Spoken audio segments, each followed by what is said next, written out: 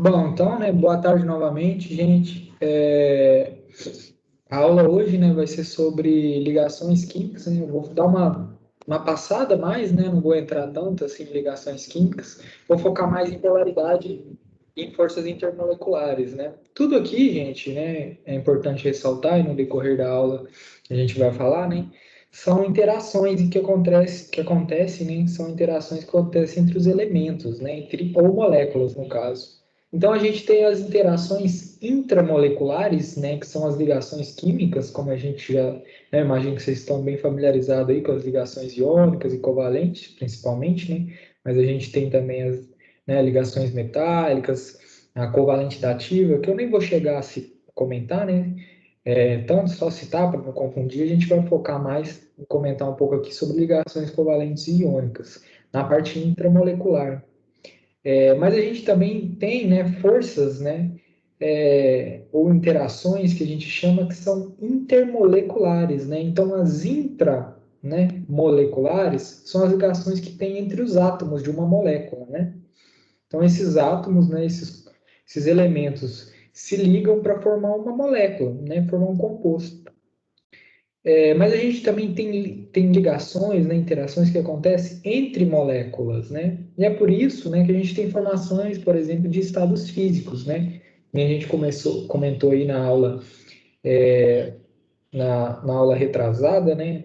Quer dizer, na segunda aula, vamos pôr assim, né?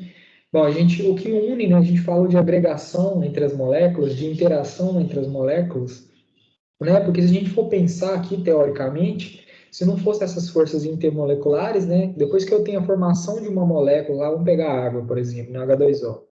Por que que a água, várias outras moléculas de água, né? A gente pega um copo d'água, né? Tem milhões, bilhões ali de moléculas de água, né? Bilhares de moléculas.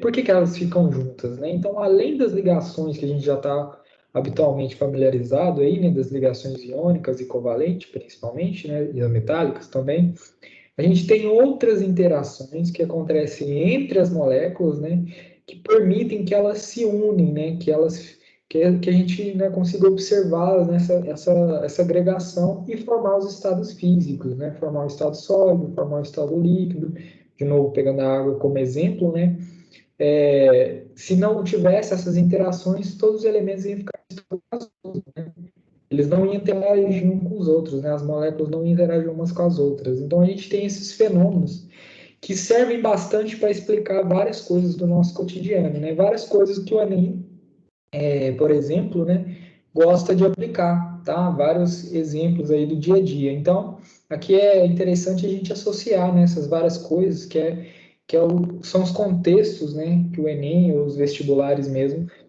sempre acabam colocando.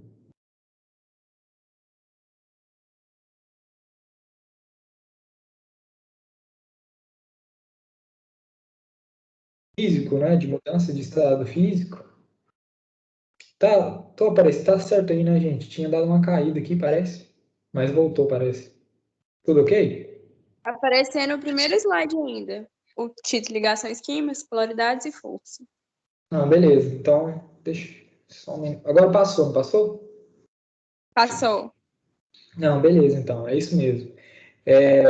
Bom, então, né, a gente vai comentar aqui, né, inicialmente, as ligações covalentes e iônicas, né, porque eu já imagino que vocês estejam um pouco familiarizados e é importante para a gente falar das intermoleculares depois, mas o maior foco da aula vai ser mesmo, né, nessas ligações intermoleculares e como é que a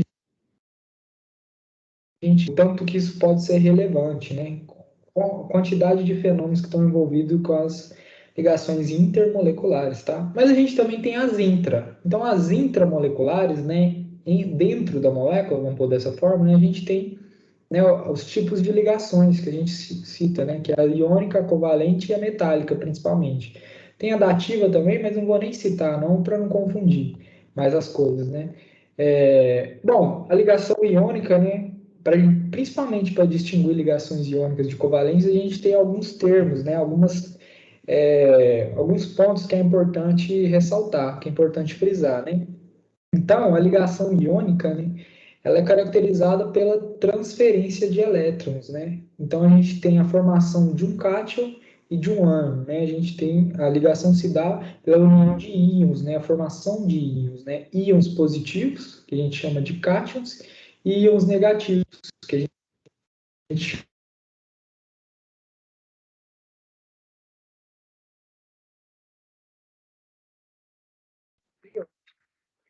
é... Professor, eu não sei o que aconteceu aí, mas cortou a sua voz. Pô, e agora? Funcionando? Voltou? Voltou. Tá oscilando, eu também eu vi aqui também. Tá, acho que é a internet que tá acontecendo isso. Vamos ver, qualquer coisa vocês me avisam que se eu continuar, vocês ligam o áudio e me falam, mandam alguma coisa, se não estiver aparecendo, não sai nada no áudio. Bom, então, voltando aqui um pouquinho, né, não sei o quanto que perdeu aí nessa travamento aí. Bom, a gente, para formar uma ligação iônica, né, a gente tem que ter transferência de elétrons, tá? Alguém doa e alguém recebe elétron, né? Então, um cátion, né, um íon, vamos pegar assim, os íons positivos, né, os cátions, eles são caracterizados por ter doado o elétron, por isso que ele fica com a carga positiva, né? Porque a gente pegar, agora vamos associar tudo que a gente falou aí na aula anterior de tabela periódica, né? Primeiramente, os elementos na tabela periódica estão neutros. O que significa eles estarem neutros na tabela periódica? É que existe, né, eles estão com a mesma quantidade de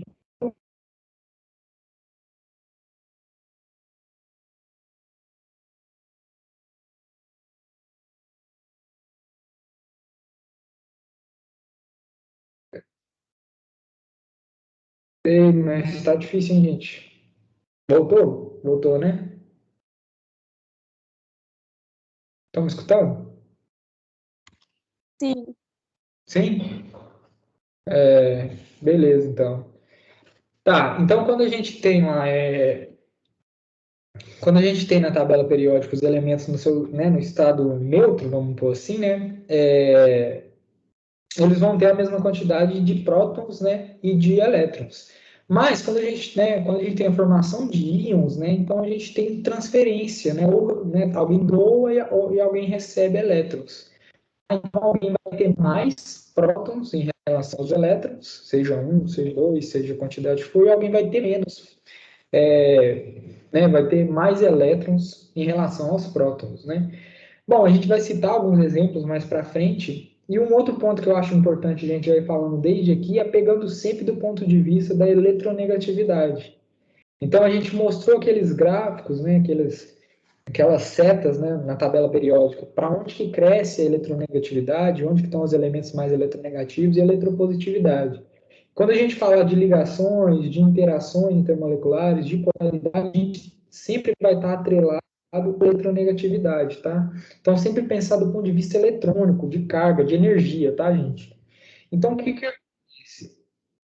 Quando a gente falou lá, né, dos ametais, né, então a gente separou, primeiro, né, uma outra coisa importante que separa a iônica da covalente, né?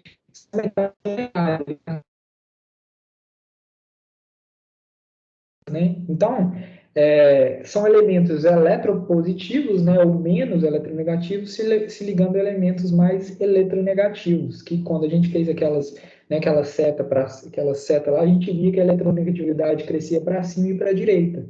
Então, os ametais são, né, reconhecidos, têm propriedade de serem mais eletronegativos, e os metais de serem mais eletropositivos. E essa propriedade é responsável por várias características que a gente observa nas ligações, né? Então, a ligação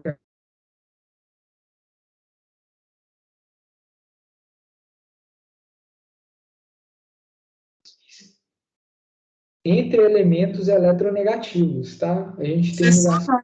te travou de novo. Eu vi isso mesmo aqui. Deixa eu pensar aqui, só um minuto. Deixa eu ver o que eu faço.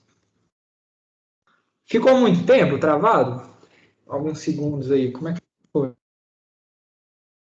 Ficou pouco tempo.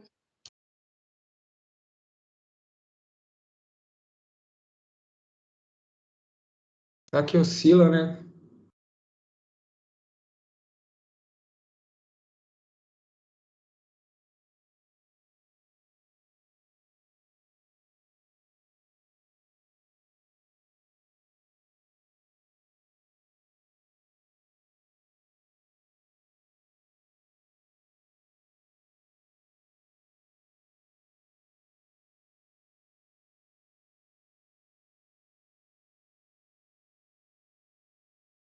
Agora tá normal, né? O problema é que tá, não sei o que tá acontecendo, ela tá caindo, ela tá por segundos aí, ela cai e deve dar a travada, deve dar a sumida aí para os seus, né? E depois volta. Então tá acontecendo esse tempo todo. Bom, eu vou tentar ir continuando aqui, tá? Não sei o que eu posso fazer. Esse termo de consolo, eu tô aumentando a internet aí, tava fazendo isso hoje de manhã, então quem sabe, né? A partir de semana que vem isso para de acontecer, porque realmente está atrapalhando, né? Bom, se eu ver que tá aqui, aparece para mim também, sabe? Faz um barulhinho. Então, vocês estão escutando agora, né, nesse momento. Sim. Então, assim, para mim aparece. Então, sempre que acontecer aí, eu vou tentar parar, tá? Se eu ver que caiu aqui, eu paro e espero voltar também, para não ficar vocês perdendo o raciocínio, né? Bom, e aí vocês vão comentando também qualquer coisa, vocês vão me avisando. Bom, então voltando, né, e as ligações covalentes, né, se caracterizam pelas ligações entre a metais. Então toda aquela galera ali, naqueles elementos que estão na parte superior direita da tabela periódica, né? E é por isso que essa distinção, e a gente falou de propriedade de metal, falou de propriedade de metal, é importante, tá? Principalmente entender o aspecto, né, a importância da eletronegatividade desses elementos, né, da energia, tá, envolvida. Então, como os ametais, né, são elementos mais eletronegativos, né, são bem eletronegativos, eles realizam ainda assim, né, ligações entre si, mas as ligações aqui, né, vamos pensar do ponto de vista de intensidade, né, a gente tem elementos com energias bem distintas, um metal de um metal. Então, a gente tem um bem eletropositivo e um bem eletronegativo. Então, a intensidade da ligação é mais forte. Tá? Por isso que a gente tem a transferência de elétrons. E na covalente não, ele é um termo que a gente usa, que vocês têm que saber de cor aí, é que aqui a gente compartilha, né? A ligação covalente é caracterizada pelo compartilhamento de elétrons, tá? Que é diferente da transferência, né? Que a gente tem alguns termos para usar transferência, doação, né, de elétrons, recebimento, alguém doa, alguém recebe. E aqui a gente tem, né, o compartilhamento, eles estão dividindo de certa forma aí, né? Bom, eu vou mostrar de forma mais para frente, voltar a refalar disso, e só se recitando, então, também a ligação metálica. A gente comenta, fala menos do que ela, fala menos dela, né? Porque a gente tem muita coisa, muita reação para falar, principalmente na química orgânica aqui, que envolve muitas ligações covalentes, e na química inorgânica também aqui, que a gente tem muita, né, importância das reações iônicas, né, das ligações iônicas. Mas eu vou dar uma citadinha aqui também nas ligações metálicas, tá? Porque é um conceito mais simples, não tão abordado, mas é simples de entender e a partir disso, né, a gente entende várias propriedades, né? Então aqui de novo, né, esses pontos-chave aí que a gente tem para diferenciar os tipos de ligação, né? Então as ligações iônicas, né, se caracterizam pela transferência de elétrons entre os átomos e ela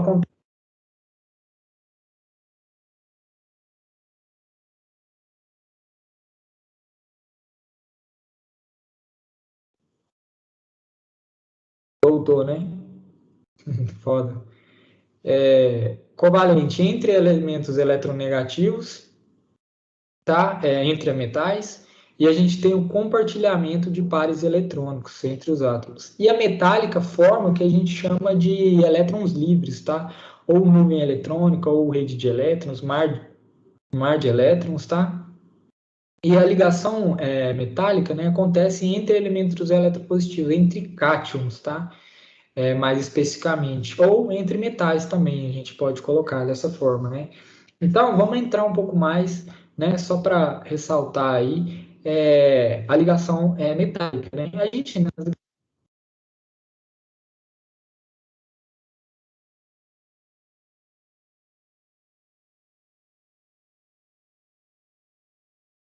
nossa, tá difícil aí hoje, hein, gente? Não sei o que fazer. Bom, enfim, as ligações metálicas, né, elas, então, têm várias propriedades aí, né, e essas propriedades, né, de serem bons condutores, né, de serem Maleáveis, né? Os metais são maleáveis, a gente torce, a gente molda, né? A gente mexe com esses metais assim. Então, isso tem a ver com essa estrutura das ligações que eles realizam, tá? Então, os metais formam, né, o que a gente chama de mar de elétrons, de rede de elétrons, tá? Ali esses outros slides tem mais explicação teórica para quem para vocês verem depois, tá? Vocês leiam ali, tem mais contextualizando, explicando alguns aspectos, né? Mas para título de explicação, né, de comparação, vamos pegar aqui que é mais prático, né? Então, o que acontece, né? Como é que acontece?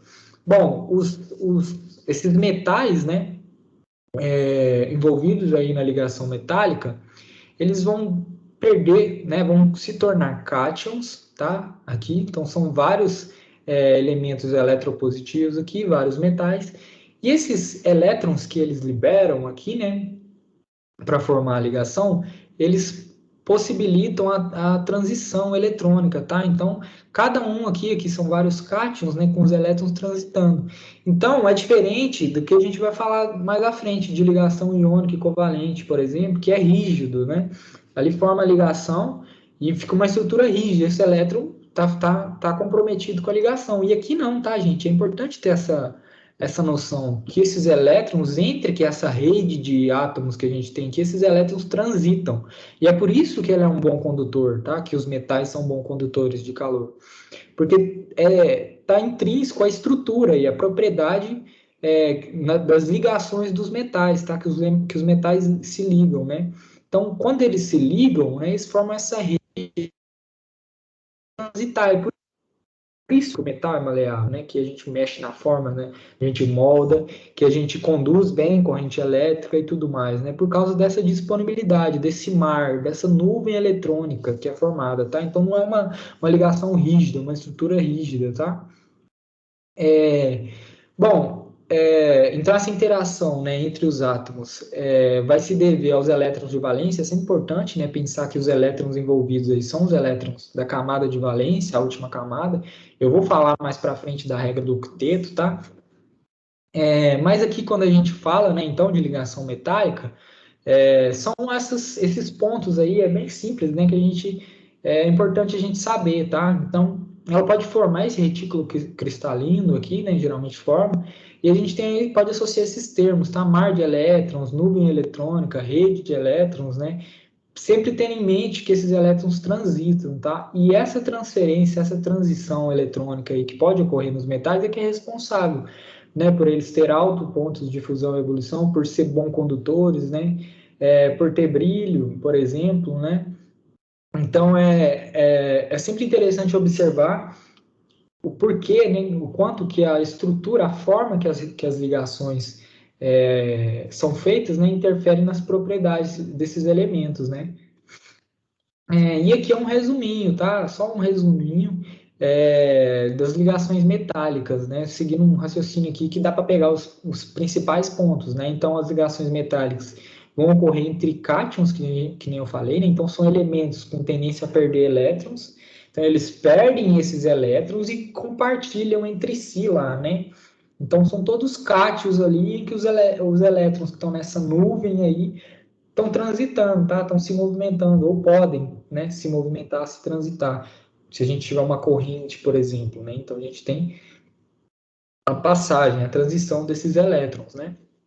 Bom, eles vão ter em sua maioria prótons, obviamente, né? São cátions. Cátions têm mais prótons do que ânions, né? A gente vai voltar a falar disso mais à frente. Então, o cátion é caracterizado por ter perdido elétron, né? Quando ele perde o elétron, um elemento no estado natural, que tem a mesma quantidade de prótons e de elétrons, quando ele perde esse elétron, ele fica com mais prótons, né, em relação aos elétrons. Então, eles vão ter cargas positivas, tá? Mais íon. Eles também vão ter muitos elétrons livres, né? Os elétrons são de cargas negativas, né? E eles podem formar lá o retículo cristalino, que a gente falou, aquela estrutura, né? Bom, eles vão ter tanto forças de atração quanto de repulsão, mas as de atração vão ser mais intensas, né, já que são cátions. Eles vão querer elétrons também, e alguém tem outro elemento do lado liberando elétron, então por isso que, né, que ocorre a rede, a nuvem, tá? Por isso que eles se ligam, embora sejam todos eletropositivos, né, vamos colocar assim. Então, eu estou perdendo elétron, né, mas o outro também tá liberando um, então estou interagindo com aquele elétron, e aí vai, né? E aí forma a rede, ó, né? A estrutura da ligação metálica, tá? Bom, a gente tem algumas propriedades também, né? Que os metais geralmente têm elevado ponto de fusão e de ebulição e possuem baixa eletronegatividade, né, são mais eletropositivos, tá? E bom, sobre metais, né? Vamos falar sobre só isso mesmo.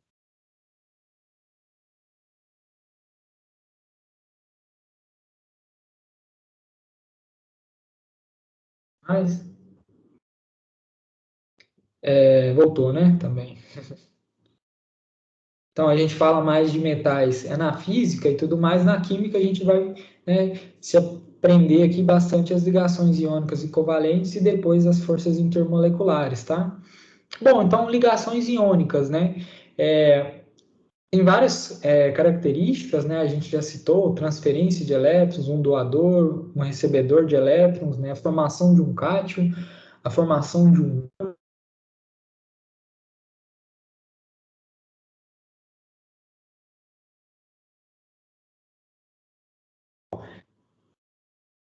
Vocês estavam me ouvindo aí? Agora sim. Mas ficou muito tempo sem ouvir? Foi rapidinho, era Não. só um cadinho. Só um pouquinho, né? Tá, mas então... Não, mas eu acho que não chegou a perder nada, então não. Bom, então, voltando aqui um pouquinho, eu vou falar daqui a pouco, tá, de regra do octeto. Não sei se vocês já lembram disso, né? Tem isso de cor aí, sabe isso mais ou menos, mas aqui vão ter outras imagens melhores, mas aqui já dá para perceber, por exemplo, pegando a principal, a ligação, né, iônica mais comum que a gente tem conhecimento aí, que é do cloreto de sódio, né, do nosso sal de cozinha.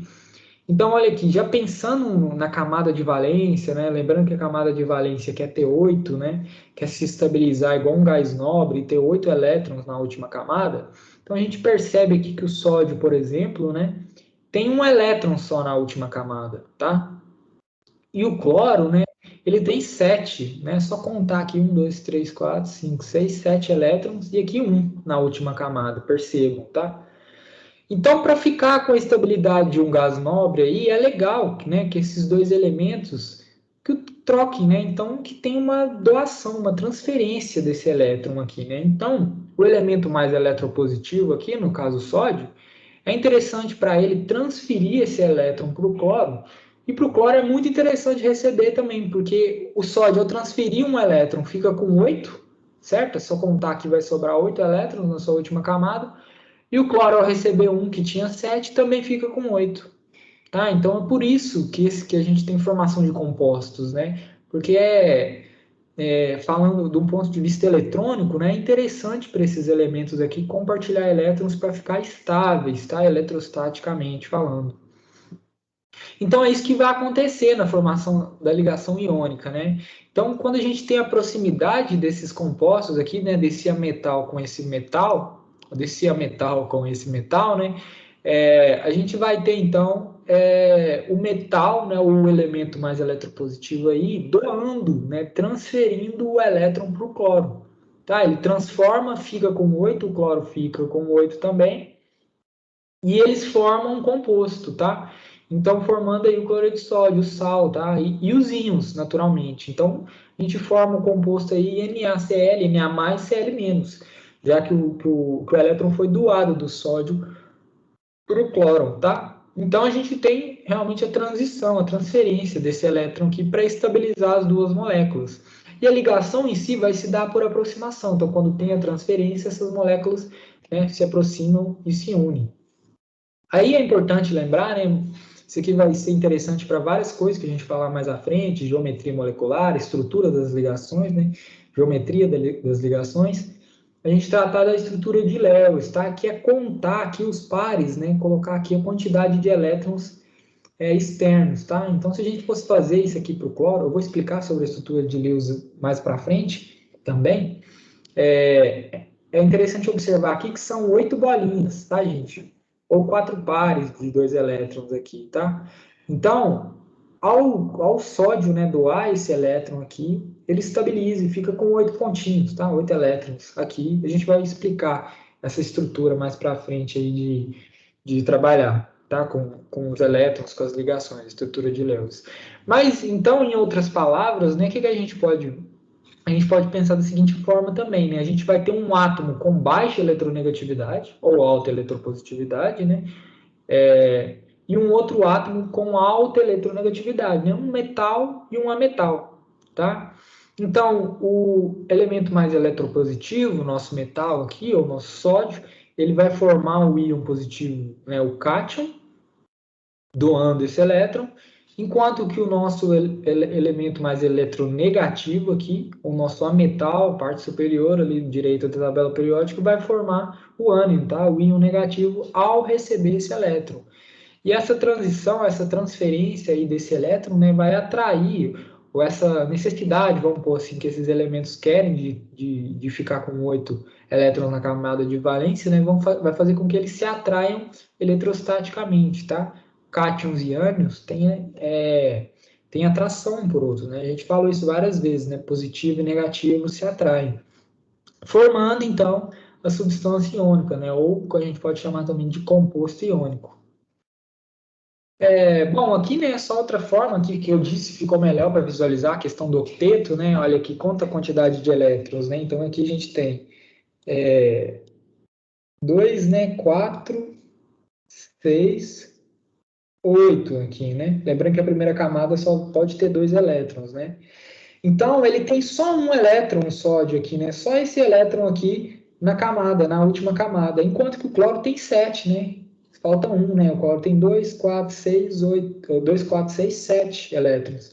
E é por isso que é interessante essa transferência aqui, né? E por isso que ela é mais intensa, por isso que o Na fica com mais e o cloro fica com menos, tá? É como se realmente ele tivesse transferido, né, esse elétron para lá e formou o composto, né? Formando essa ligação aqui, tá?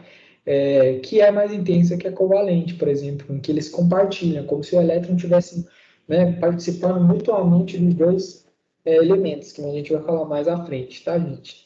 Bom, um outro ponto aqui importante, nem é tão importante, tá? Só coloquei aqui para citar, que a gente falou isso na aula passada também, a respeito dos raios, né? Então, tanto os raios dos cátions quanto os raios dos ânions são menores do que o raio do átomo neutro, tá? Que é o átomo normal lá, que vai ter quantidade de elétrons igual a de prótons, tá, gente?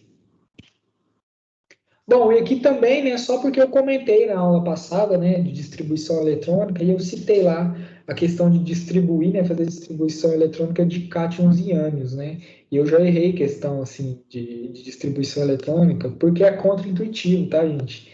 É comum se confundir pensando que o átomo, né, neutro, vamos por assim, ele vai ter a mesma quantidade de elétrons e de prótons. O cátion vai ter mais prótons do que elétrons, por isso que ele fica com a carga mais. E o ânion vai ter mais elétrons do que prótons, por isso que ele fica com a carga menos. Só que quando a gente vai fazer a distribuição eletrônica, a gente tem que lembrar que quando é um ânion ou um elemento menos, né, que tem um menos, a gente aumenta. Né? Então, se ele tem menos, a gente aumenta na distribuição eletrônica, porque distribuição eletrônica é em relação aos elétrons, então ele vai ter mais elétrons.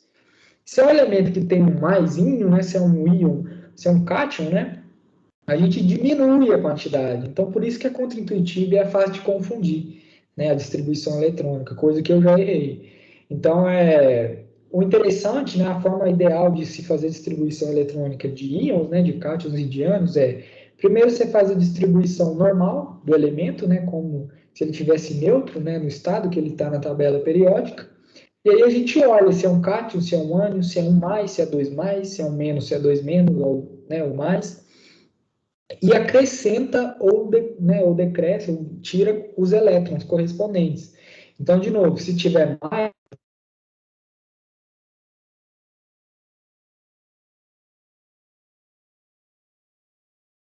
né, se é um 3D9, que nem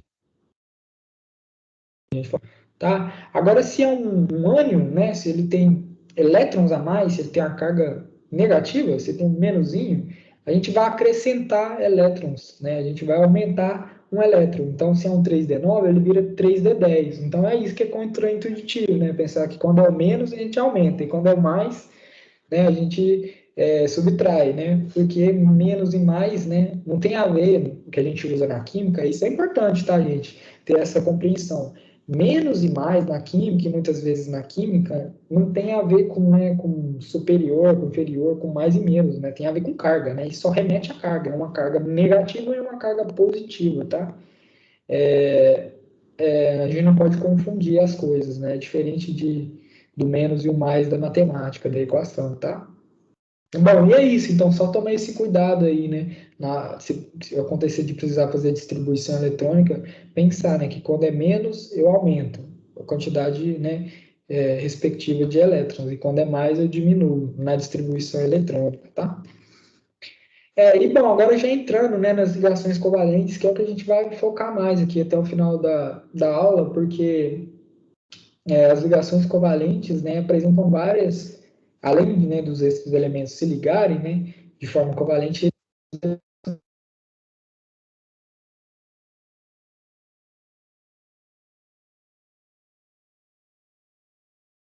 a aula. Voltou aí, né? Voltou? Voltou.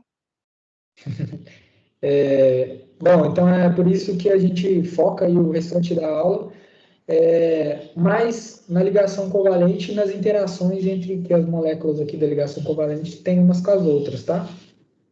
Bom, as ligações covalentes, né, que nem a gente falou, tem uns pontos chaves aí para a gente sempre relembrar, né? Então, entre metais, entre elementos eletronegativos, muitas vezes muito eletronegativos, né? E a gente vai ter, então, um compartilhamento, tá, de elétrons. Esses elétrons vão ser compartilhados, né, entre os elementos envolvidos na ligação, tá? E, bom, agora, né, bastante disso, possível, né, na regra do octeto, relembrar a regra do octeto, acredito que você já tem ela em mente aí, né? Então, basicamente, né, gente, a regra do octeto se baseia, né, na estrutura estrutura eletrostática, né, que os elementos querem atingir para se tornar estáveis, né, para ficar em equilíbrio eletrostático, para ficar de boa, né? Então, os elementos, né, da última família, né, da família dos gases nobres, todos estão estáveis, né? São estáveis, não se ligam, não reagem com outros elementos, são muito pouco reativos, né?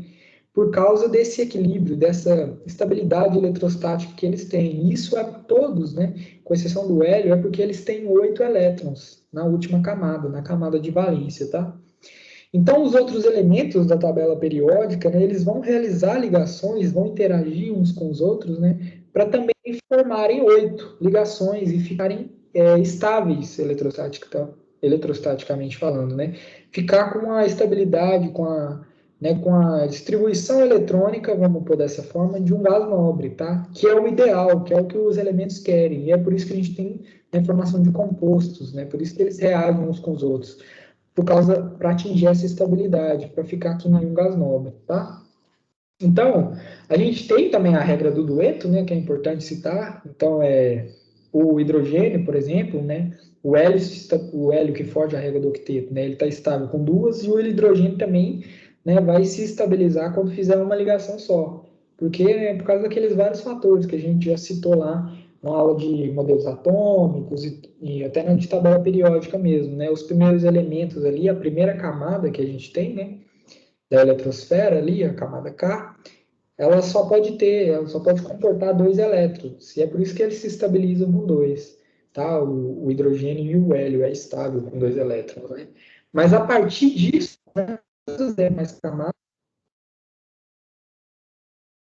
a última camada, né, de valência, a camada externa, mais externa desse elemento, tiver 8 elétrons, ela vai estar estável, né? E se ela não tiver, ela vai tentar, nesse elemento, esse átomo, vai tentar realizar ligações para ficar com 8, tá? Seja perdendo, seja ganhando, ele quer se estabilizar e ficar com 8. E por isso que a gente tem formação de compostos, né, das reações. E a gente não tem os elementos puros aí, né? Na natureza, é muito difícil de encontrar, né? Geralmente estão formando moléculas. moléculas, estabilidade eletrostáticas. Então, né, esses átomos vão fazer ligações para obter esses 8 elétrons aí na camada de valência e estabilizar. Então, o conceito é muito simples e a gente pode pegar aqui vários exemplos, né, pegando por família, ó. Já é legal deduzir isso, né, diretamente. Então, família 13, né, o boro. Família 13, todos os elementos da família 13, tem 3 elétrons na camência, tá? Então, 3 elétrons na camada de valência. Pô, 3 está longe de 8, né? Então, é melhor perder, ou vamos falar assim, né? É mais fácil perder 3 que ganhar 5, né? Para atingir 8, pensando em 8. Aqui, perder não no sentido, né, da ligação iônica, lá de estar doando elétrons, né? Pode ser compartilhar, mas o que eu falo é mais fácil realizar 3 ligações do que realizar 5, né? Que são as opções para chegar no 8, tá? Então, o boro, ele vai realizar 3 ligações químicas, tá? Para ficar estável e ficar com 8 elétrons aí na sua camada. Se a gente pega a família 14, por exemplo, então, 4 elétrons, né, na camada de valência. E é por isso que o carbono, né, a gente está acostumado, familiarizado aí, faz 4 ligações, né?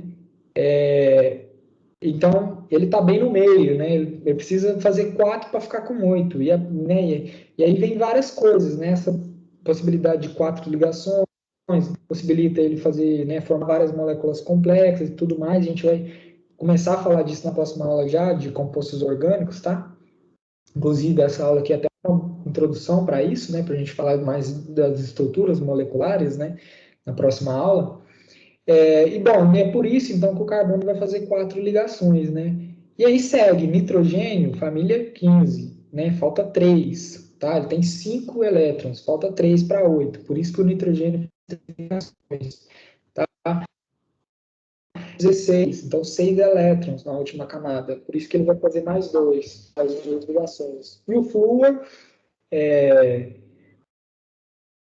né, tem 7 elétrons na última camada, assim como o cloro, né? Então precisa fazer uma ligação para completar 8 e ficar estável, tá? E aqui já citando também nitrogênio, oxigênio e flúor, né? São 3 elementos extremamente eletronegativos, tá, gente? É importante ter essa noção de eletronegatividade. Então, eles são tão eletronegativos que isso vai reverberar depois ali nas forças intermoleculares, né? A gente vai distinguir as forças intermoleculares até, né, uma delas, a mais forte delas, por esses elementos, tá? Pela força eletrostática, né, que esses elementos têm, tá? Então, a polaridade vai ser muito grande, que nem eu vou falar mais à frente. Mas daqui a pouco a gente chega nisso. Bom, aqui a estrutura de Lewis, né, que eu comentei, é legal até para pensar na estrutura, né, aqui que a ligação, que as ligações vai ocorrer dessa molécula, mas é interessante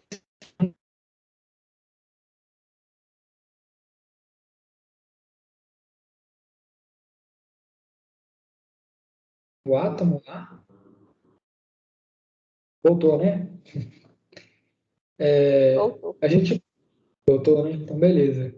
A gente bota o elemento aqui, né, e a quantidade de elétrons que ele tem na última camada. De novo, que nem a gente fez antes, é só olhar a família, né? Então, família 14 lá do carbono, 4 elétrons. Família 15 do nitrogênio, 5 elétrons. E a gente faz os pontinhos, tá, ao redor, em pares, tá?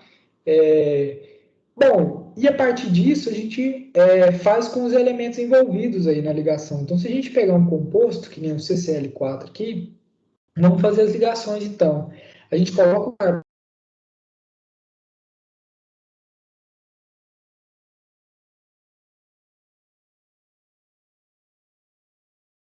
4 pontinhos. Voltou aí? Voltou, né? Voltou. Beleza. Tá, foi mal, gente. Hoje tá foda. Vou ver se consigo resolver isso semana que vem. Bom, então o carbono vai ter, né, 4 pontinhos aqui. Então ele vai fazer, né, 4 ligações, né? Então ele vai compartilhar, ou alguém vai compartilhar com ele, 4 elétrons para ele ficar com 8. O cloro, que nem a gente já falou, né? Ele tem 7 elétrons, que nem o flúor, né? Então ele precisa só de um. Então, se a gente usar 3 cloros, né, só pensar aqui, ó, o cloro tinha 7 e o carbono tinha 1. Então, cada um dos cloros aqui no mesmo sistema, né, essa aqui é como se fosse como o cloro estava antes, então cada um dos cloros aí vai compartilhar um elétron com o carbono fica com 8, cada um desses cloros também, tá? E aí a gente tem a formação desse composto, que a gente pode representar, né, de forma simplificada com uma retinha, tá? Uma setinha, um tracinho. O traço, né, na forma de Lewis, sempre vai indicar 2 elétrons, então tem que lembrar disso, tá, gente? Aqui a gente contar, dá o mesmo, tá? A quantidade de elétrons, porque cada tracinho vale 2, para os dois, tá? Vale 2 para o cloro, vale 2 para o carbono. E por que isso é legal? Por que isso é importante, né? Aqui a gente pode fazer para outros elementos também, né?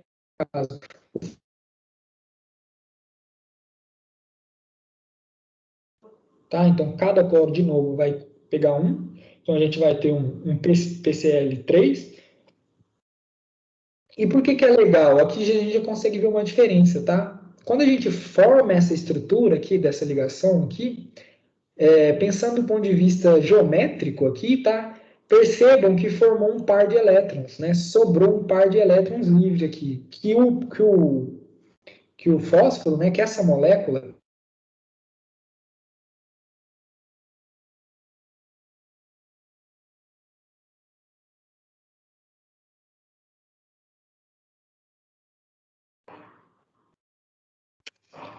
só, acho que posso ir, né? Sobra um polo aí de par de elétrons, tá, gente? O que a gente chama de um par de elétrons isolado. E muitas vezes, né, por ter... Isso aqui tem relação com aquela, né, com aquilo que a gente falou de orbitais, de geometria lá na aula de tabela periódica, mas eu não vou nem entrar nisso aqui para não ficar confuso também, tá? Mas, né, de forma simplificada, o importante aqui é por causa, muitas vezes, desse par de elétrons livres, que sobra, né?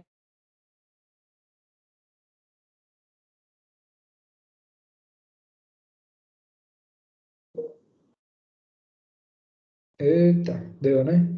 Em vez de ser, por exemplo, um P com as 3 ligações assim, por exemplo, por isso que ele fica nessa estrutura aqui, ó, piramidal que a gente fala, tá? Porque eu tenho um par de elétrons aqui livres, tá? Que é como se fosse uma outra ligação.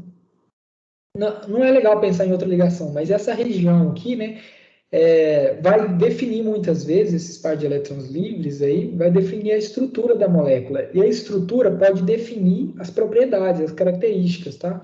Dar um caráter polar ou não aí para essa molécula.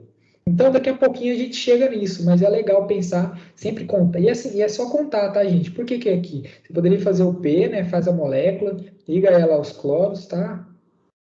Aqui eu tô no mouse, tá, gente? Então a letra vai ficar horrorosa, né? A letra não é tão ruim assim, não. Você poderia fazer assim, mas seguindo a estrutura de Lewis, é legal a gente pôr aqui o par de elétrons que está livre, né? Para pensar na estrutura, que a gente vai usar ela para falar de geometria, tá? Muitas vezes. E a geometria interfere nas propriedades, tá? Bom, e aqui, né, de novo, a gente vai falar disso na próxima aula bastante, mas só ressaltando, né? Então a gente pode ter nas ligações covalentes, né, ligações simples, duplas e triplas, tá? Propriedade que os moleculares, né, que os compostos moleculares, né, compostos moleculares são compostos formados por ligações covalentes, que eles podem ter, né? Então, além de, né, o termo aí, o jargão que a gente usa é compartilhamento de elétrons, e geralmente esses compostos têm baixos pontos de fusão e ebulição e não são bons condutores aí de eletricidade, tá? E, bom, aqui algumas distinções, então, né, de compostos iônicos e moleculares, né? É importante, isso aqui é curioso, né? Então, um composto sempre vai, né? Um composto é considerado molecular quando ele tiver exclusivamente, tá, gente? Então, ele tem que ter só ligações moleculares para ser um composto molecular, tá? Só tem que ter ligações covalentes para ser um composto molecular, tá? Por outro lado, né, para os compostos iônicos, né, desde que o composto tem uma única ligação tal iônica, ele é considerado um composto iônico, tá? Então, para ser iônico, basta uma única, né? Pode ter várias ligações covalentes, uma única ligação iônica é um composto iônico. E para ser ligação covalente, ele tem que exclusivamente ter ligações covalentes, tá? Somente ligações covalentes. E, né, o exemplo de compostos iônicos, a gente tem água. Eu não comentei ainda, tá, gente? Mas é importante, tá? Esqueci de falar disso. Lembra do hidrogênio, né? Na tabela periódica, a gente fala, o hidrogênio é um elemento atípico, tem propriedades bem incomuns, então. ele não é um metal, nem um ametal. No que se refere a ligações, tá, gente? A gente trata o hidrogênio, não pode falar que o hidrogênio é um metal, mas ele, né, as ligações que ele realiza é como se fossem ligações de ametais, tá? Então, né, quando a gente tem um HCl, por exemplo, né, se você fosse pensar que o hidrogênio é um metal, essa ligação ia ser iônica, mas a ligação não é iônica, tá? Ele forma uma ligação covalente. Isso, né, é uma das propriedades que faz o hidrogênio ser tão diferente. Então, as ligações covalentes, tá, gente, acontecem entre ametais e entre hidrogênio com ametais, tá? O hidrogênio é importante citar isso. Ele forma ligações covalentes com os compostos com os ametais da tabela periódica. Bom, e algumas, né, as mesmas propriedades que a gente já citou, né? Então, do cloreto de sódio, ligações entre metais, ou, né, compostos iônicos, ligações entre metais e ametais, pontos de fusão e ebulição altos, e são caracterizados pela transferência de elétrons, né? Enquanto que nas ligações covalentes ocorrem entre ametais e hidrogênio, né? A gente tem um compartilhamento de elétrons e os pontos de fusão e ebulição são baixos, tá? E todos os compostos iônicos são sólidos à temperatura ambiente, tá? E são solúveis em solventes polares. E geralmente, né, eles conduzem corrente elétrica, né? Sempre vão ser condutores, dadas situações específicas que a gente vai falar mais à frente. E os moleculares podem ser gasosos e líquidos também, né? Eles podem ser solúveis em solventes polares, a gente vai falar mais disso mais à frente, e não são bons condutores de corrente elétrica, né? Bom, aqui, né, um resuminho aí só, depois vocês veem em casa aí, tá? Só ressaltando esses principais tópicos que a gente comentou aí das ligações, né? Entre os elementos envolvidos, né? Metais, ametais, as características e tudo mais. Depois vocês voltam aí. Então, gente, tudo isso que a gente falou até agora, né? É a interatômica, tá? É entre elementos que formam as ligações. Mas agora, né, a gente vai falar da parte. Perdão aí, gente. Bom, a gente vai falar das ligações da parte, né, intermolecular, tá? Que vai acontecer entre as moléculas, principalmente nos compostos moleculares, tá? Então a gente tem as famosas pontes de hidrogênio, né? As interações de polo de polo induzido e algumas outras, né? Que a gente vai citar aí, tá? Ficando o conceito de polaridade, que vai, né? Polaridade vai definir todas essas interações que a gente vai falar mais para frente, né? Se o composto ser mais ou menos polar vai influenciar no tipo de interação, né? Bom, o que é a polaridade, né? Bom, é a diferença energética, né, dentro da molécula, tá? O que é uma molécula sepolar? Uma molécula sepolar é ela ter uma região aqui com uma certa eletronegatividade e outra região aqui, ó, com uma outra eletronegatividade, né? Então, quando a gente trata de elementos iônicos, né? Todo elemento iônico, todo composto iônico, ele é polar, tá? Porque está intrínseco à estrutura da ligação, a ligação de um metal com a metal. Então, metais são eletropositivos, ametais são eletronegativos. Então, sempre vai ter um polar, vai ter uma região mais positiva aqui, ó, né? E uma região mais negativa, tá? Então, o elemento mais eletronegativo, que é o cloro, fica, né, polariza a molécula para esse polo, essa ponta da molécula aqui, ela é mais negativa, tá? Energeticamente falando. E essa outra ponta da molécula aqui, ela é mais positiva, por causa, né, das características dos elementos envolvidos na ligação. Então é importante, toda ligação iônica, embora quando a gente fala de polaridade, quase nunca a gente está falando de ligação iônica, a gente está falando de ligação molecular, mas toda ligação iônica tem caráter polar, tá, gente? E as ligações covalentes, né, elas podem ser polares ou apolares. Então, o que vai determinar se uma molécula é polar ou apolar, né?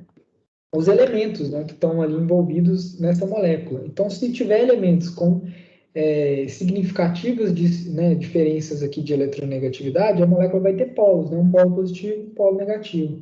E a gente pode dar valores, tá, gente? Aqui a gente coloca o sigma menos, sigma mais. Não se preocupe com isso agora, tá? Não vou entrar nisso muito. Que são cargas parciais, tá? Não é uma carga, que nem a gente tem Na+, Cl- aqui, que é um elétron mesmo, a mais, um elétron a menos, né? Aqui é parcial, tá? A gente tem um polo aqui mais eletronegativo, um polo mais eletropositivo. É como se tivesse uma carga parcial aqui, mas não chega a ser um elétron, né? E os elementos apolares, então, né, são elementos, são compostos, né? Em que os elementos que estão envolvidos aqui na ligação, né, têm as mesmas propriedades, ou são iguais, né? Tem eletronegatividade igual ou similar, tá? Não a distinção não é tão grande para formar.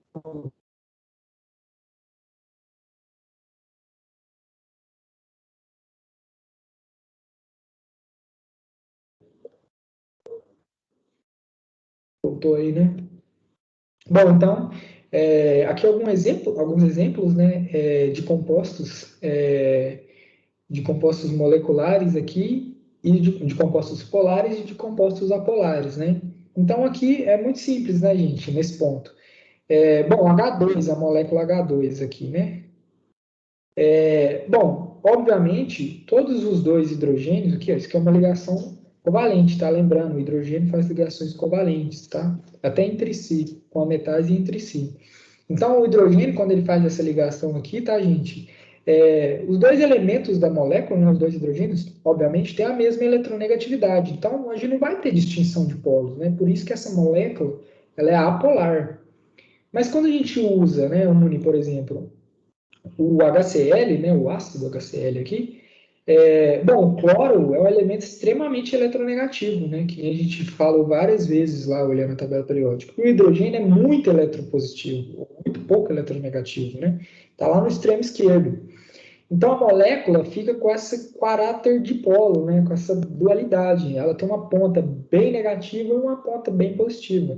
É só isso, tá, gente? Falando de polaridade, é basicamente isso. É importante. A gente pode tratar de cargas, chamar, né, que é uma carga parcial positiva, uma carga parcial negativa, já que a gente está falando de compostos moleculares, né, e não iônicos.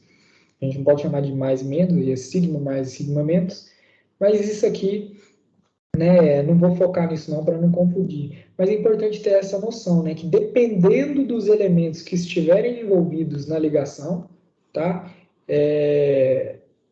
Essa molécula, né, esses elementos formam essa molécula vai ter um caráter polar aí, né? Não vai ter polos energéticos distintos, né? Um mais negativo e um mais positivo. Então, né, resumindo é isso, né? Ligação polar, átomos com diferentes identidades.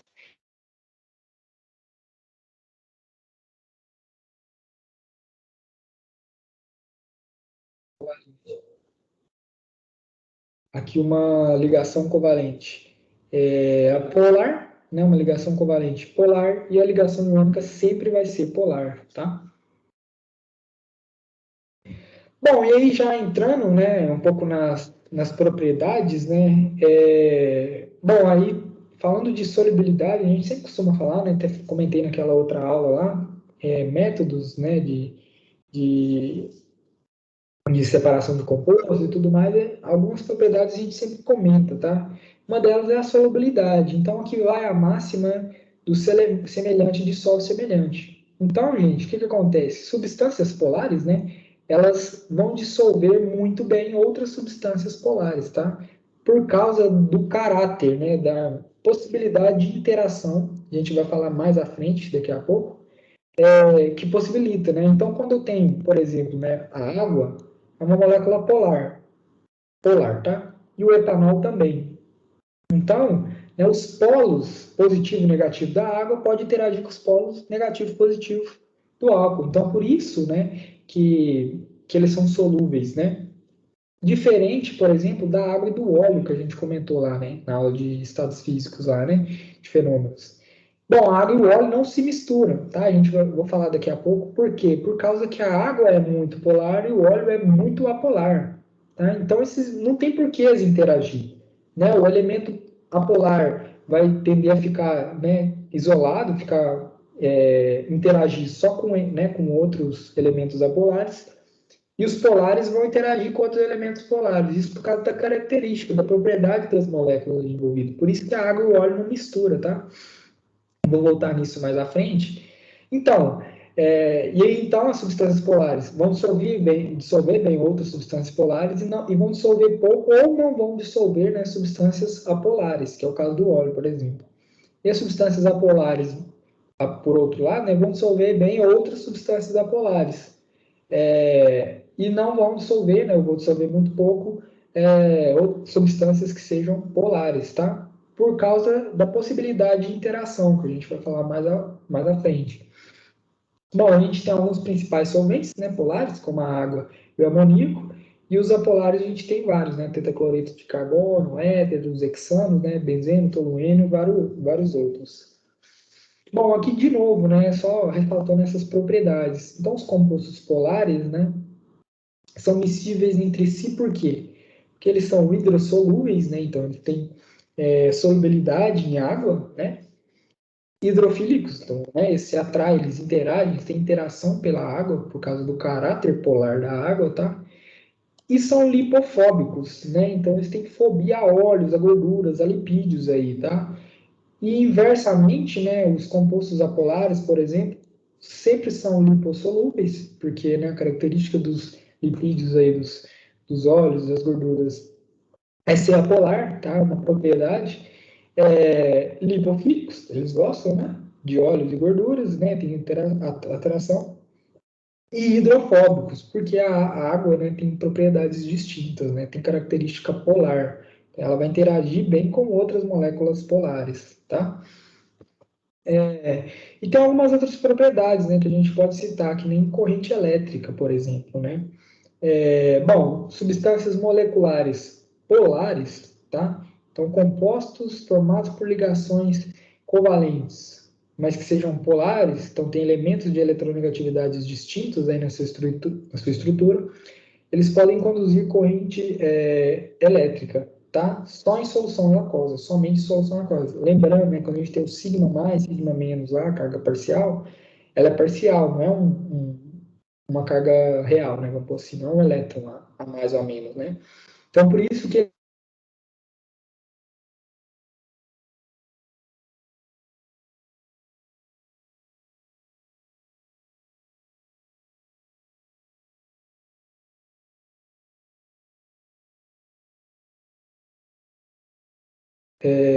então as moleculares apolares não vão conduzir corrente elétrica, né?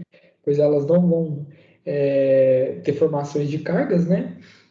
Os compostos iônicos vão conduzir corrente elétrica, tanto em solução aquosa ou quando eles estiverem no estado fundido, tá? Que é bem difícil, né? Já que os elementos iônicos, eu falei do caráter forte da ligação, né? Eles têm pontos de fusão e ebulição muito altos, tá? Então é difícil ver o estado fundido de um composto iônico, né? O sal, por exemplo, HCl, NaCl, não, HCl é um composto molecular, né? O NaCl, né? O cloreto de sódio, e vários outros compostos iônicos que a gente sempre vê estrutura sólida, né? Para fundir esses elementos, né? A temperatura tem que ser bem alta. Bom, e aqui, né? Só alguns, só de novo, né? Refalando aí, né? Um resumo. Então, não se preocupem, né, se for estudar aí depois com essa parte aqui, 2 e 3, né, que é bem mais complexa, tá? Tentem focar e entender a parte, o ponto principal da eletronegatividade, tá?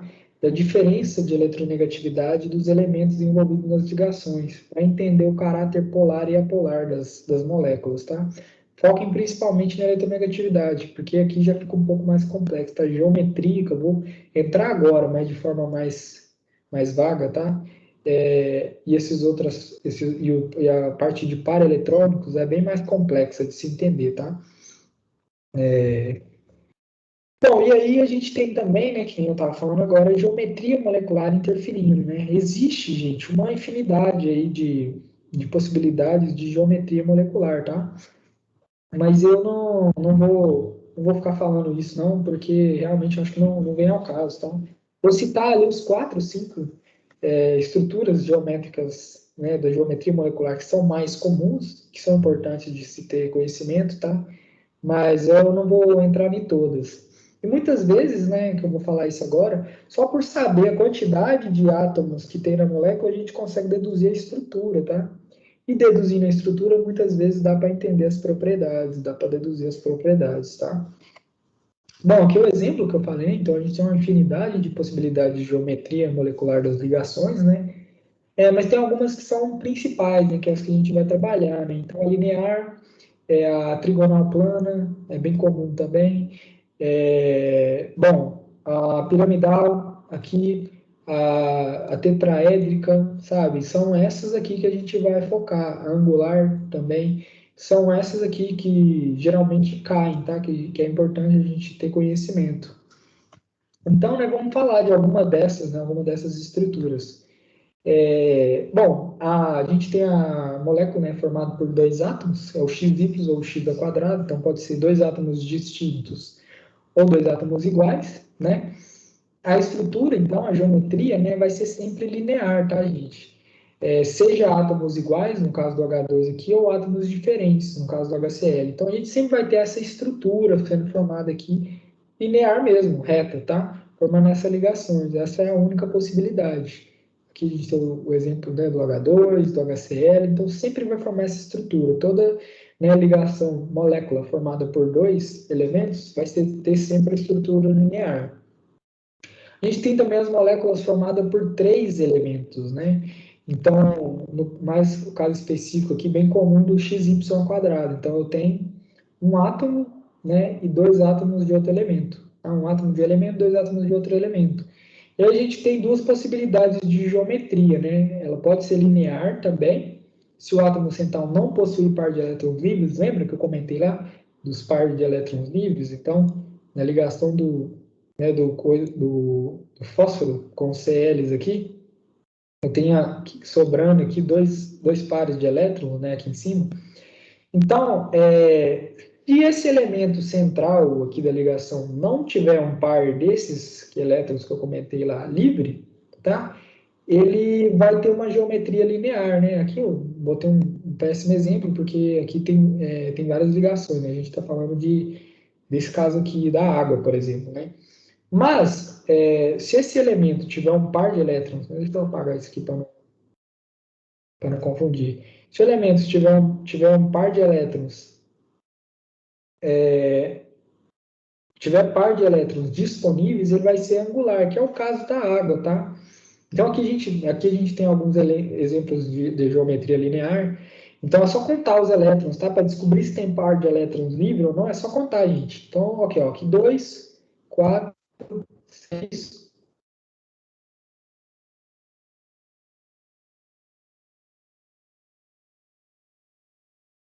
4, aqui 2, 4, 6 e 8 de novo elétrons, né? Lembrando, cada tracinho 2 elétrons. Então, 8, de novo, fechou o octeto, não sobra par de elétrons. De novo, 2, 4, 6, 8, tá? Então, por isso que essas estruturas aqui têm geometria linear, tá? A gente não tem par de elétrons livres. Mas quando a gente pega o caso da água, né? A gente pode fazer a água assim, por exemplo, né? H, O, H. Mas o que acontece aqui? Aqui, ó, nessa ligação, eu tenho 2 elétrons, 4 elétrons, né? Então, vai sobrar dois pares de elétrons, né? Então, 6 e 8, tá, gente? Que é o que acontece aqui, ó, tá? E é por isso que a água tem essa estrutura molecular angular aqui, tá? Então, ela não fica linear, ela fica com essa estrutura por causa dos pares de elétrons livres, tá?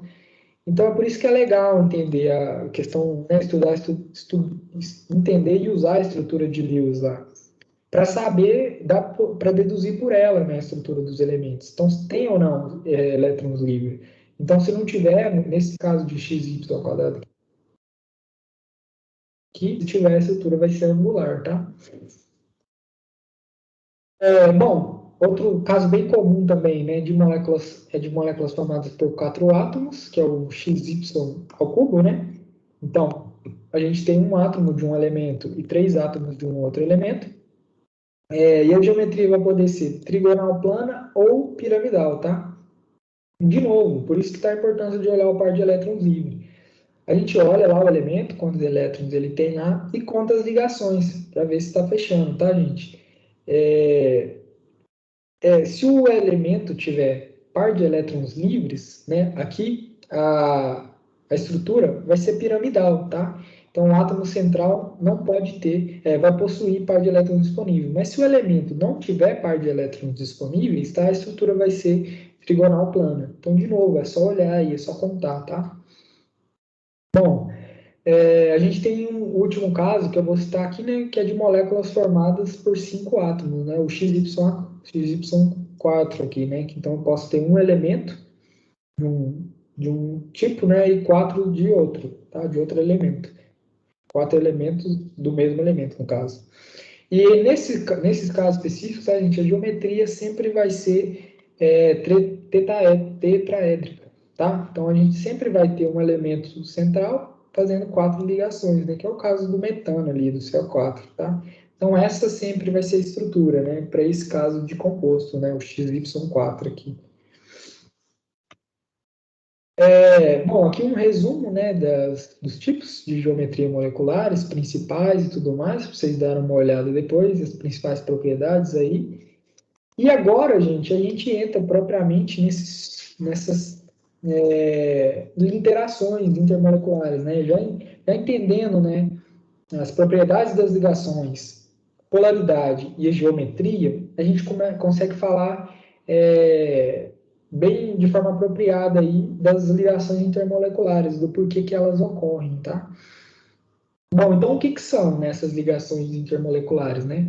Elas são forças de atração entre as moléculas, né? Então, de novo, a intramolecular é entre os átomos da molécula, que compõem a molécula, e a intermolecular vai ser entre moléculas, né? Intramolecular, oxigênio e hidrogênio da água. Intermolecular, entre moléculas de água, tá? E elas vão estar presentes nos estados sólido e líquido. E no gasoso, né, não, por causa do afastamento das moléculas, né? Ela, assim, essa...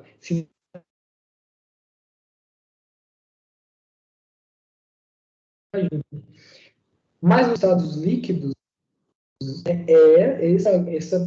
nessas ligações que são responsáveis por manter essas moléculas unidas, né? E formar os estados físicos aí, o estado líquido e o sólido, principalmente. Então, a gente pode concluir aí, né, que quanto maior for a aproximação das moléculas, maior vai ser o número de ligações intermoleculares, né? Então, quanto maior a força, né, da interação intermolecular, maior, né, vai ser a ligação, densidade, e isso vai resultar em várias propriedades que a gente vai falar aos poucos aí, né? Bom, a primeira, né, das interações, a gente tem alguns tipos de interações intermoleculares. Primeiro que a gente fala é o dipolo induzido, né, o dipolo induzido, ou ligações de Van der Waals, forças de London, sei lá, pode ser também. Mas o normal é falar dipolo induzido, tá? Então, o que acontece aqui no dipolo induzido, né? Curioso disso é que é formado por moléculas apolares, tá? Então, naturalmente, né, teoricamente, essas moléculas aqui não têm distinção eletrônica nas moléculas, né, envolvidas, nos átomos envolvidos aqui. Então, a molécula não tem formação de polos, mas o que acontece?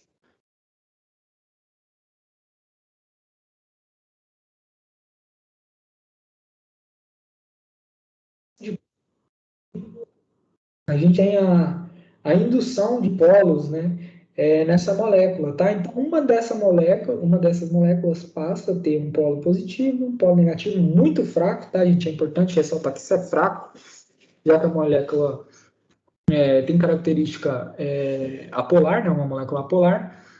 E aí a outra molécula vai fazer o mesmo, né? Vai induzir levemente, fracamente, polos de forma aí, né, que o polo positivo de uma molécula interage com o polo negativo da outra. O polo positivo de uma com o polo negativo da outra, formando, né, ali o composto que a gente tem, tá? Um óleo, por exemplo, né, uma gordura. Então, essa ligação ocorre, né, por indução, tá? Induzindo polos na molécula. Mas ela é a mais fraca que a gente tem, tá? Por causa desse caráter apolar, tá? Essa diferença, né? A gente tem, assim, esses polos induzidos aqui são fracos, tá? Então, eles permitem que elas interajam, mas é uma interação bem fraca. E é por causa disso, né, dessa propriedade, desse tipo de interação ser fraca, que a gente tem aqueles compostos que sublimam, né? Que eu citei na aula de estados físicos lá também. Então, gás carbônico, por exemplo, né, e os cristais de iodo, né, eles são sólidos, certo? Então, eles estão interagindo. Mas o que acontece? A interação é tão fraca, né, mas tão fraca, que qualquer quantidade de energia que eu forneça,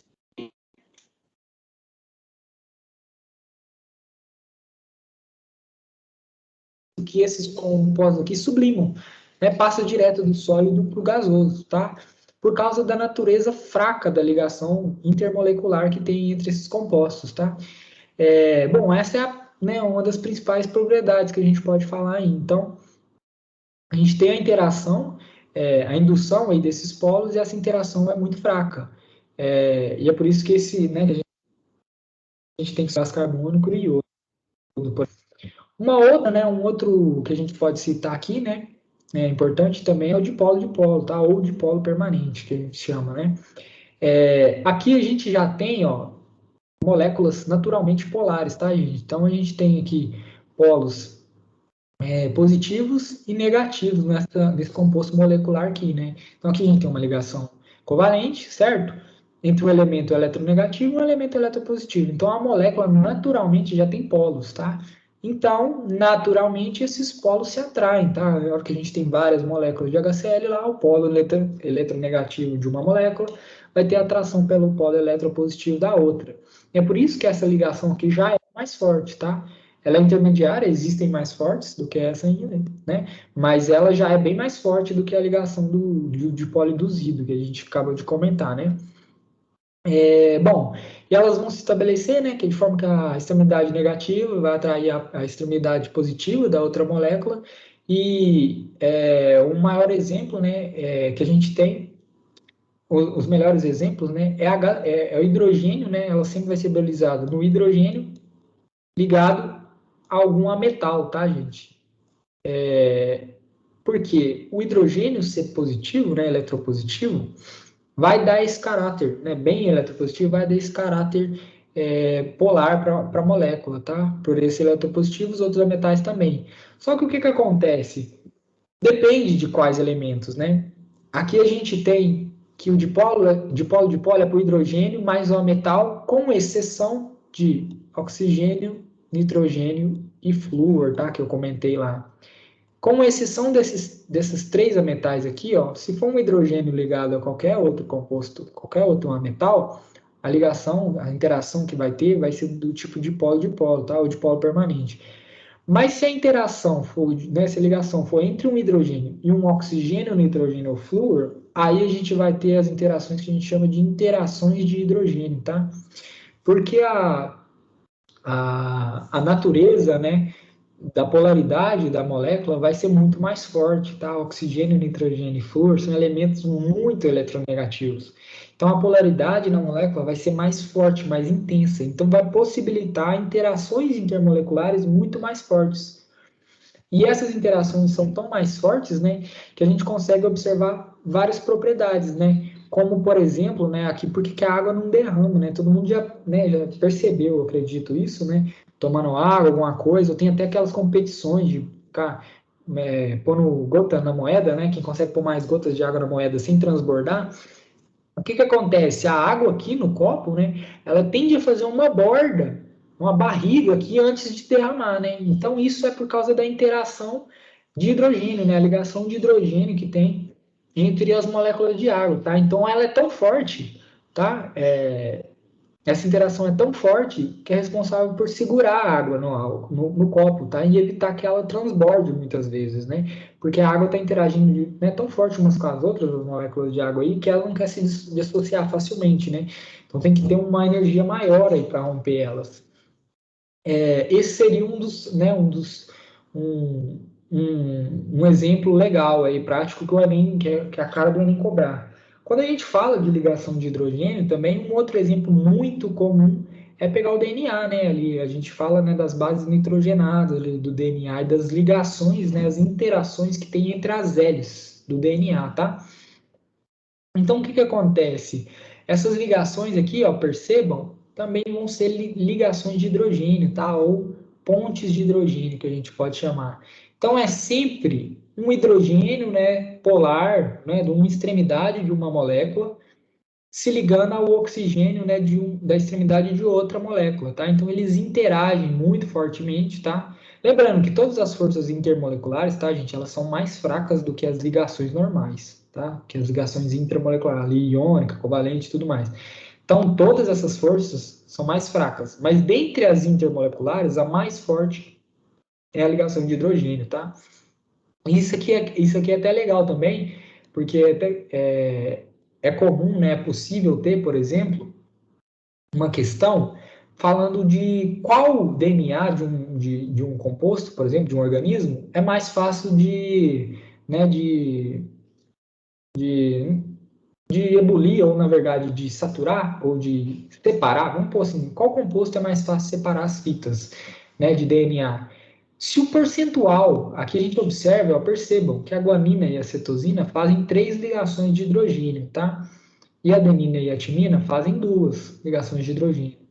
Então, quanto maior for o percentual de guanina e citosina, mais interações de hidrogênio essas moléculas vão ter, consequentemente, mais difícil, né, mais energia eu vou precisar para romper, tá? Então, o composto, organismos aí que tem alto percentual de guanina e citosina na sua composição, geralmente precisam de mais calor, tá? Para separar as fitas de DNA, tá? As hélices do DNA. Então, é comum, por exemplo, ter uma questão que te dá o percentual de citosina e guanina e de timina também, e adenina, de vários organismos, me perguntar, e aí, qual que você vai precisar de mais energia ou de menos, tá? Para separar, ou para fundir, ou para ebulir e tudo mais, tá? Então, é só você analisar. O que tiver maior quantidade, né, de guanina e citosina, vai ter mais interações de hidrogênio, então vai ser mais difícil de romper, tá? Então, a gente vai precisar de mais calor, mais energia, por exemplo. Bom, e um outro fator que eu acho, isso aqui eu acho fascinante, tá? Eu acho muito legal, é que isso eu sempre me questionei, tá? Por que que o gelo, né? Por que a forma sólida da água flutua? Isso não faz sentido, né? A forma sólida, né, deveria ser mais densa, deveria afundar, né, na maioria, e realmente isso é o que acontece na maior parte das substâncias, né? A fase sólida é mais densa do que a líquida. Mas não para a água, tá? As interações de hidrogênio são tão fortes que a água no estado sólido, né, ela é menos densa. Aqui tá errado, tá? Eu peguei esse negócio da internet aqui, mas é menos densa do que a água no estado líquido. E é por causa dessa propriedade incomum, atípica aí da água, gente, que a vida perpetuou até hoje na Terra, tá? Então é por causa dessa propriedade aí da água. O que acontece, né? A gente, menos 3,5, 4 bilhões de anos aí de vida na Terra, né? Desde o surgimento da Terra aí, a gente passou por várias eras glaciais, né? E na maior parte do tempo a vida teve só dentro da água, né? Então, o normal, o padrão seria que, se a água fosse um elemento comum, né, que começasse a congelar de baixo para cima e congelasse os oceanos todos aí, né? E o que isso ia acontecer? Isso não ia ter vida que sobrevivesse isso, né? Mas essa propriedade incomum da água aí permitiu que acontecesse, né? Somente a superfície, né, dos oceanos congelasse, tá? Então a vida continuava existindo aqui debaixo. E dessa forma, né, isso possibilitou que a vida, né, continuasse, por mais que passasse as eras glaciais, né, que a gente passou aí por várias vezes. Então, essa natureza da água, das ligações intermoleculares da água aí, né, possibilitou que as lagoas e que os oceanos não congelassem completamente e permitisse, né, que a vida sobrevivesse esses vários períodos, tá? Então, por isso, né, isso é uma das interações, das consequências, né, mais interessantes que tem dessa interação da água, né, o tanto que isso foi importante, por exemplo, né, para possibilitar que a vida existisse até hoje. Bom, e por fim, né, uma última interação que a gente pode comentar aí é dos íons, né, o íon de pó, a gente fala de íons, né, compostos iônicos, interagindo com compostos, né? Eles interagem com compostos polares, tá? O que acontece? Aqui a gente tem cargas, né? Aqui a gente tem pode ser um sal aqui, o cloreto de sódio aqui, então o Na tem carga positiva e o Cl tem carga negativa. O que acontece? Esse Cl, né, elemento bem eletronegativo aqui, Cl-, vai interagir com a parte positiva da água, tá? Com o polo positivo da água aqui. Então, o que acontece? A gente consegue solubilizar, né, soltar aí esse composto através dessa interação, tá? Então, a parte, né, a parte positiva da água, o polo positivo da água interage, né, com esse ânion aqui, tá? Que tem carga negativa, né? Faz sentido. Enquanto que o nosso cátion aqui, ó, ele vai interagir com o extremo eletronegativo da água, tá? Com a parte eletronegativa da água aqui, que é a parte do oxigênio. Então, a gente tem mais essa ligação, menos comum, tá? Porque aí já tem a ver com íons, né? Envolve íons e moléculas polares. Mas a gente também tem esse fenômeno, tá? E, a partir disso, né, a gente consegue botar aqui a intensidade, né? Determinar a intensidade das interações, quais são mais fortes, tá? E é muito comum ter questões disso aqui, tá, gente? Então, aqui a gente tem essa sequência, né? O íon dipolo é mais forte, depois vem a ligação de hidrogênio, depois dipolo e dipolo induzido, né? Bom, e é importante, né? Aqui já está acabando, nos próximos slides é só ressaltando isso, né? É legal a gente deixar algumas coisas claras, né? Então, além dessas forças, né? Que a íon dipolo é a mais forte, depois de hidrogênio, depois de dipolo, por fim dipolo induzido, que é a mais fraca. Bom, o que diferencia, por exemplo, né, de novo, a ligação de hidrogênio da dipolo-dipolo? A ligação de hidrogênio é uma ligação dipolo-dipolo, só que com os elementos mais eletronegativos, tá? Com flúor, oxigênio e nitrogênio. Então, essa é a distinção. A mesma ligação, só que com uma intensidade bem maior, por isso que a gente separa ela, tá?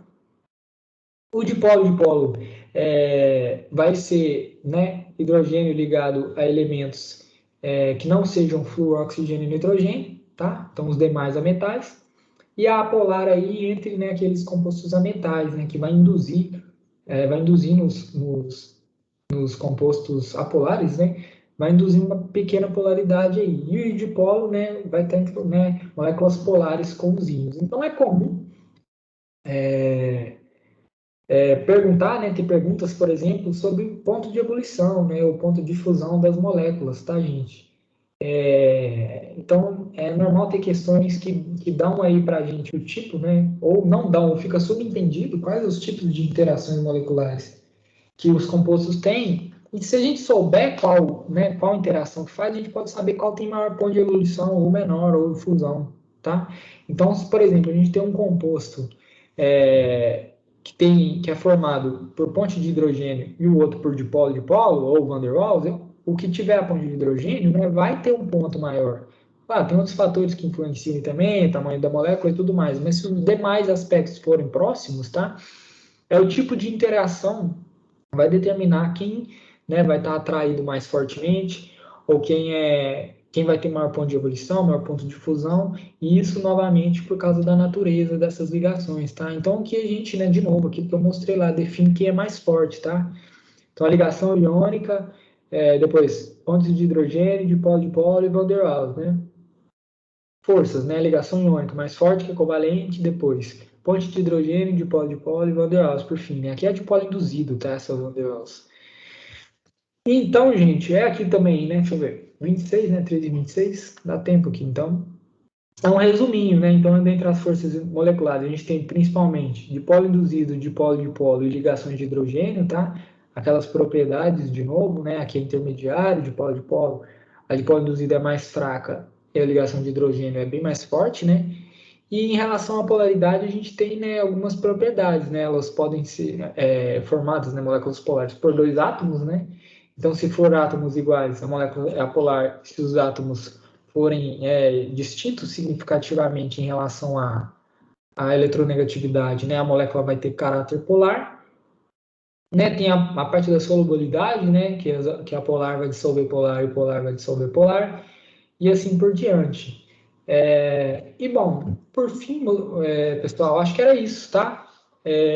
Aqui de novo, é só um resuminho, né, dessas principais, dipolo-dipolo, dipolo induzido, íon dipolo, né, que é menos comum, mas é mais forte que as demais, mas é menos comum abordado. A gente costuma comparar essas três, tá? Ligação de hidrogênio, dipolo-dipolo e dipolo induzido.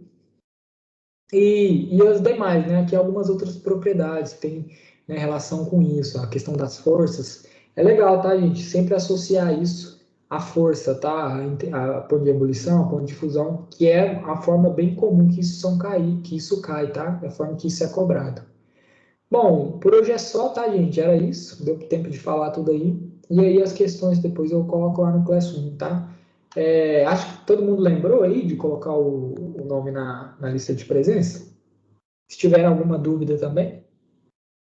17 pessoas.